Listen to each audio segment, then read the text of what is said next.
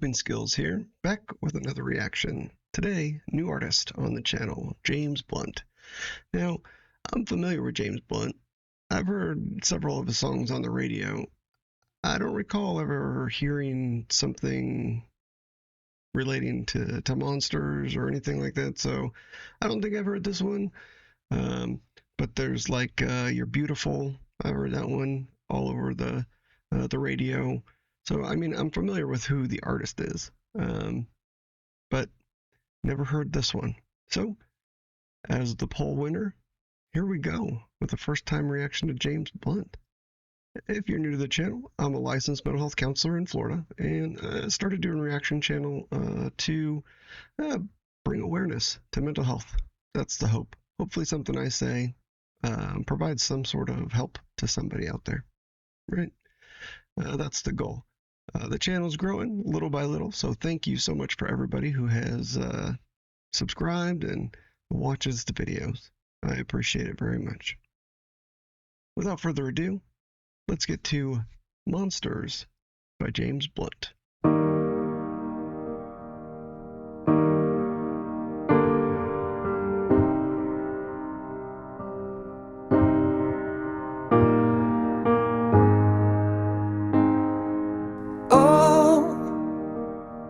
Before they turn off all the lights.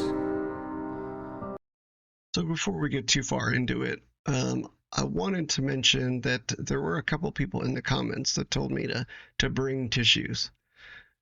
And I know that the chords here, you can tell it's going to be a sad song.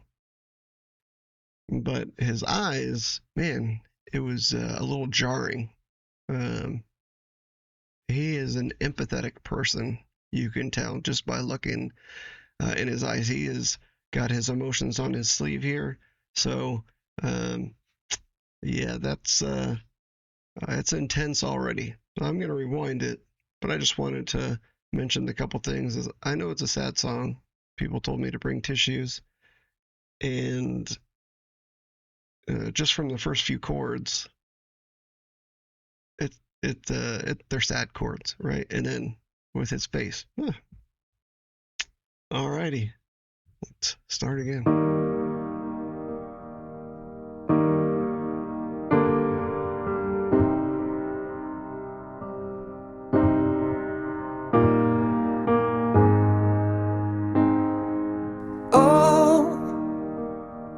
Before they turn off all the lights, I won't read you your wrongs or your rights. The time has gone. I'll tell you good night, close the door. Tell you I love you once more. The time has gone, so here it is. I'm not your son, you're not my father. We're just two grown men saying goodbye. No need to forgive, no need to forget. I know your mistakes and you know mine. And while you're sleeping, I'll try to make you proud. So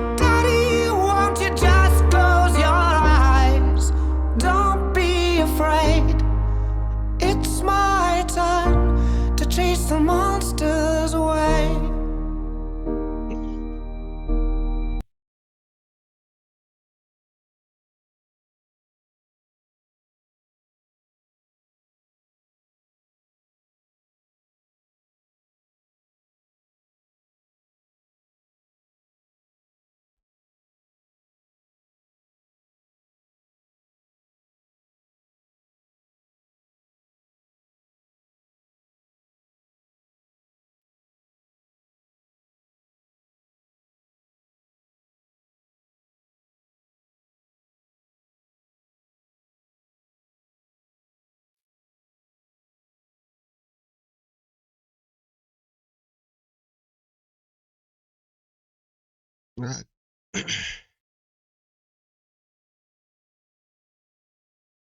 I don't know what I expected, but I didn't expect the reference to monsters to be that.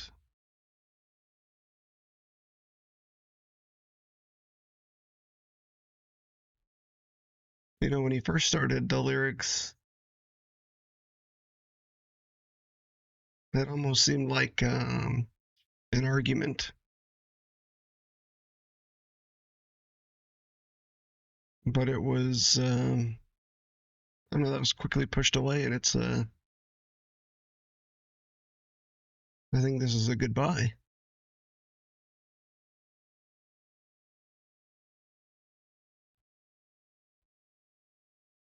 All right, well, I'm gonna rewind it. I got lost in the lyrics a little bit. Yeah, I'm gonna rewind it a little bit here. Can't even remember a word. Oh.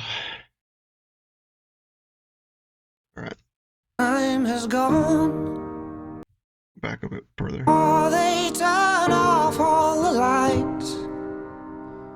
I won't read you your wrongs or your rights. Right there.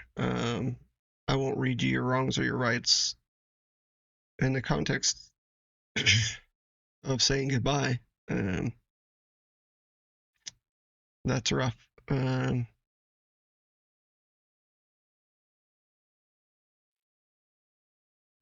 But you know, in the context of maybe forgiveness or something like that after an argument, which is what I thought it was at the beginning.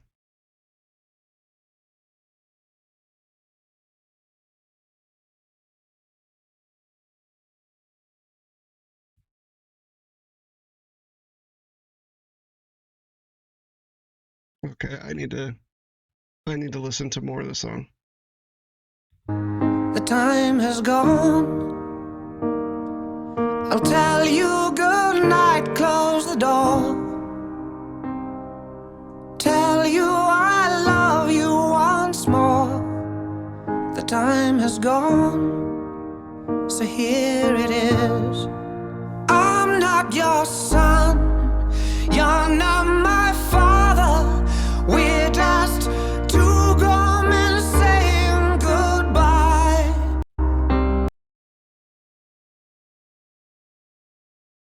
Yeah, they're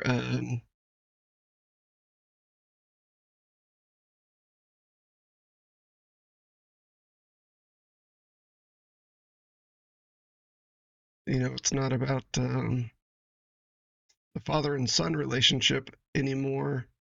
Just two grown men saying goodbye.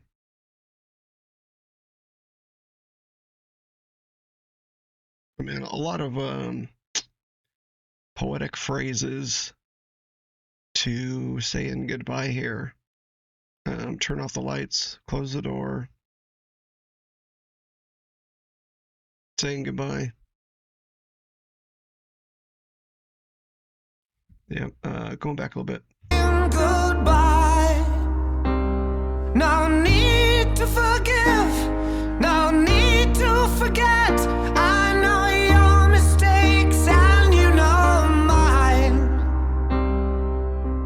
And while you're sleeping, I'll try to make you proud. So daddy, won't you just close your eyes? Don't be afraid. It's my turn to chase the monsters away.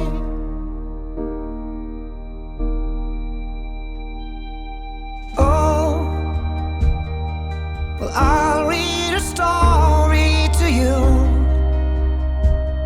Only difference is this one is true. The time has gone. I folded your clothes on the chair.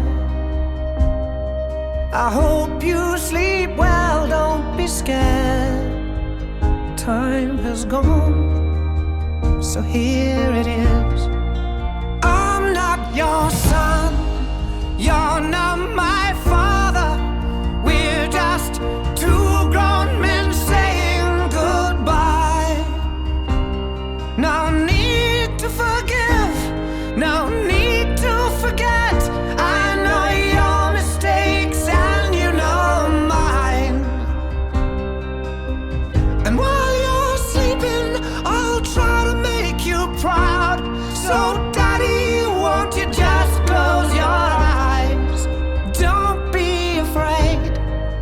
It's my time to chase the monsters away. Sleep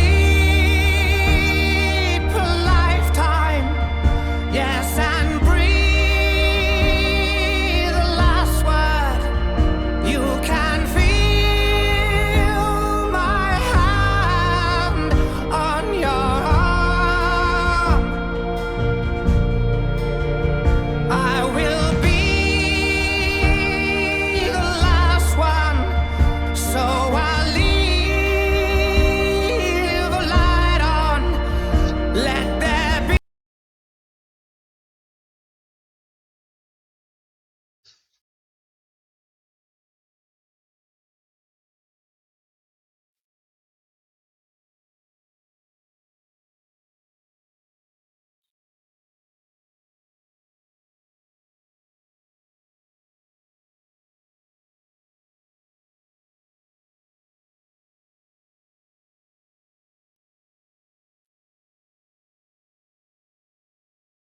All right, this one's a tough one to get through.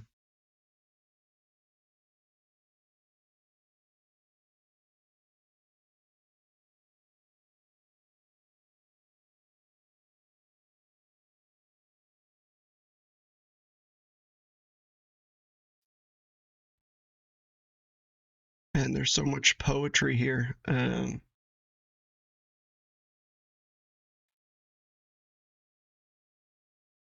I just about lost it when I saw his, what I'm assuming is his dad there with him.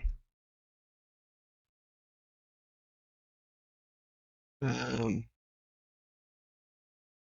mean, is his dad gone now? Did he get like did they know his time was coming and he wrote a goodbye song?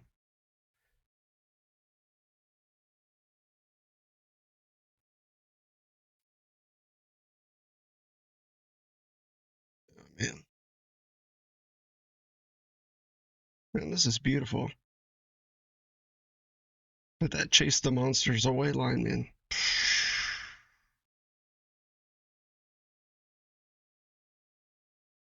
You know, from a mental health perspective, I've helped a lot of people grieve. Grieving loss is a, oh man, it's a difficult thing. You know, could talk about the 5 stages of grief.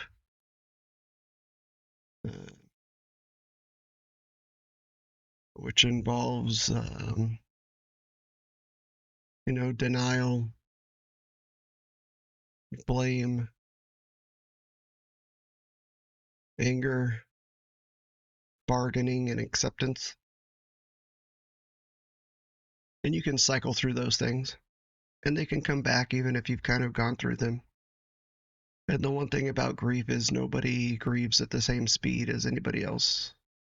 But you have to give it time and space. You have to give it air.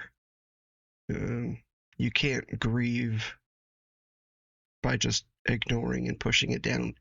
It'll just sit there waiting to breathe. And you have to kind of go through those steps. Sometimes the steps happen in an instant and you don't notice them, and sometimes you can get stuck on one.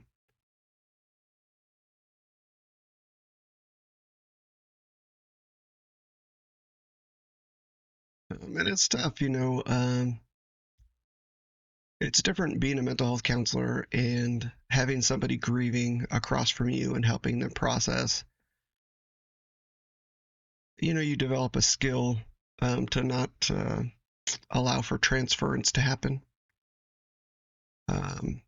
Transference, if you don't know, is the counselor term where, as a counselor, I try not to allow the client's emotions on to me, right, into my emotional space, and maintain objectivity so that I can be clear and rational and help them, right? And you can still be empathetic and still maintain diligence in preventing transference.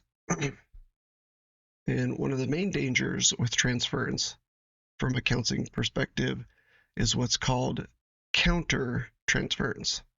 And that is when the client's emotions affect the counselor so much that the counselor starts self-reporting or displaying their emotions to the client, and then they get transference from the counselor. So now they're dealing with the baggage of the counselor along with the stuff that they brought into the counseling session to begin with. And it really does a disservice to the client. So preventing transference onto the counselor isn't just for self-health, but it's also to prevent countertransference and almost making matters worse for the client. A little counselor lesson in the middle of this, because I'm trying to distract myself from my own emotions so that I can have a conversation with you guys. But you can obviously tell that this one, that's tough, man. There's a couple lines in there that hit home for me personally. My dad is still alive, so I'm definitely thankful for that. So I have not had to broach saying goodbye to a parent yet. Both my parents are still alive. All of my grandparents have passed away. So I've had that, and I've had other family members pass away as well. But you know, and there's so much I want to say.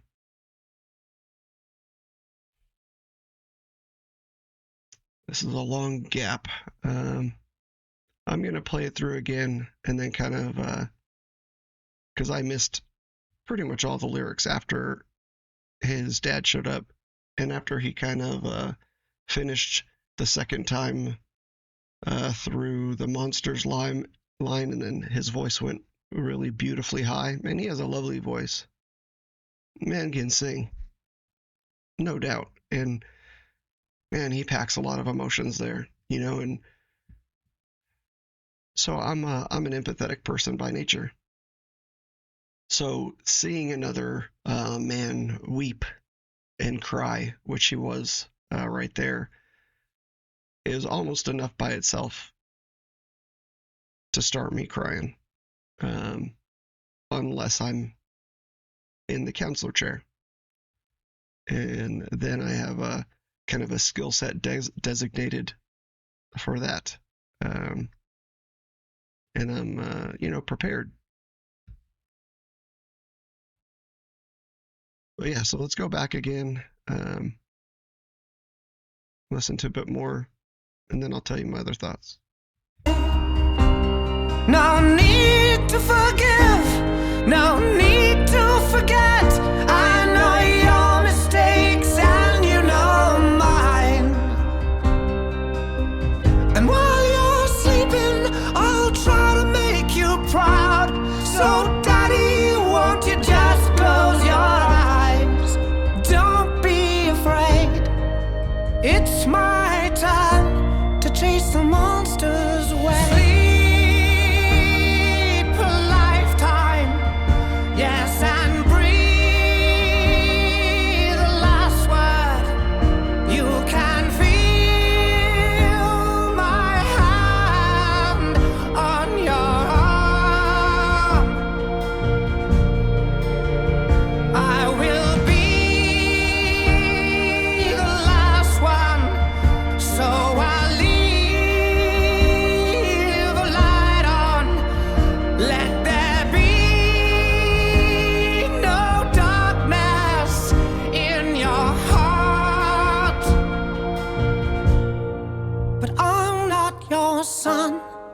You're not my father. We're just two grown men saying goodbye. No need to forgive, no need to forget. I know your mistakes and you know mine. And while you're sleeping, I'll try to make you proud. So daddy, won't you just close your eyes? Don't be afraid.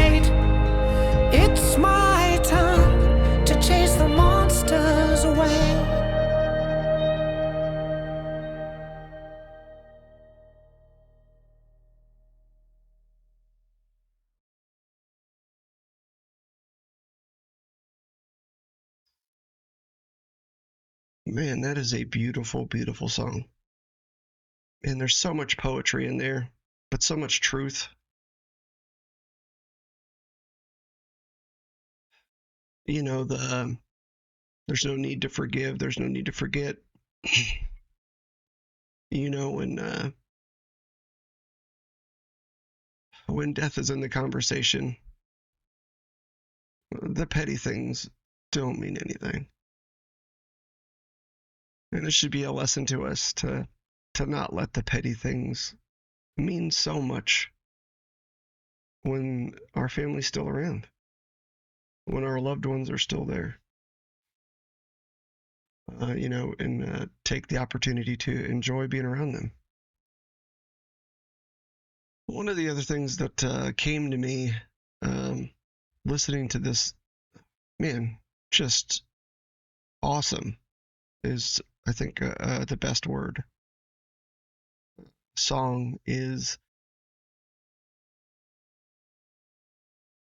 about parenting. So this song is from a son's perspective to his dad, and then having to take the role of comforting as he's passing on and fighting the monsters away, leaving a light on. It's kind of a line, I think, that's like a sign of remembering them, and always the memory of them is always going to be welcome. And that's just a beautiful sentiment. But from a parenting perspective, if you have kids, it's important to learn that all parents do damage to their kids, even the best parents, because we're fallible people. We make mistakes. And we leave emotional scars on our kids, even if we're an excellent parent. It just happens. Now, the degrees to which it happened are very different, but it always happens. And there comes a point in a lot of kids' lives, and I've learned this through recent experience, but also counseling experience, but also just from discussions with other people that have adult children, is that, and if you have adult children, maybe you can relate. And if you have young adult children that haven't gotten to this stage yet, be prepared. But typically, they are going to want to address those hurts at some point. And they're going to bring up a tough conversation with you. You may bring it up too. They may be ready to talk about it. They may not be ready to talk about it. But they're going to want to talk about those hurts. It's going to be a tough conversation. And you're going to have to own up to them as a parent. Say, yeah, I made mistakes. I hurt you. And I'm deeply sorry for that. And then try to not repeat those mistakes, and then learn how to have an adult relationship with your adult children. And I really, when he said, I'm not your son, I'm not your father, just two grown men saying goodbye, it really stuck to me, because it made me think of those moments in life where now as an adult, you see your parents differently, and sometimes it's hard for your parents to see you differently than their kid that they raised. But those are all part of transitioning in life, and we need to learn how to do those things.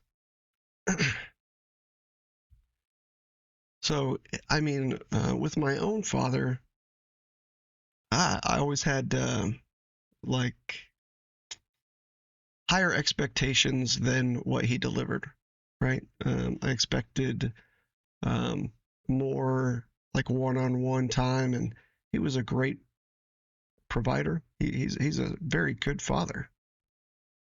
He's wise, he's intelligent, but his emotional intelligence isn't very high, and we didn't share a lot of the same interests. So there wasn't a lot of like bonding growing up. And I remember I had that tough conversation with him, and I kind of let him know, and he apologized, said he's not wired that way, and um, it's just not in his skill set to have been that person or be that person. So, but now as an adult, I mean, we have a better understanding of each other, who we are, and but this, I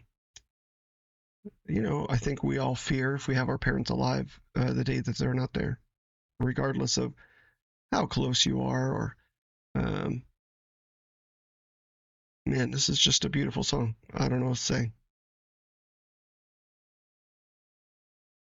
I hope what I said was helpful to somebody out there. Um, but man, well, thanks for the recommendation. This was just awesome. Sad. Um, but good cry is definitely a coping skill. So on that note, thanks for tuning in. Click on something else and keep watching, and we'll catch you on the next one. Cheers.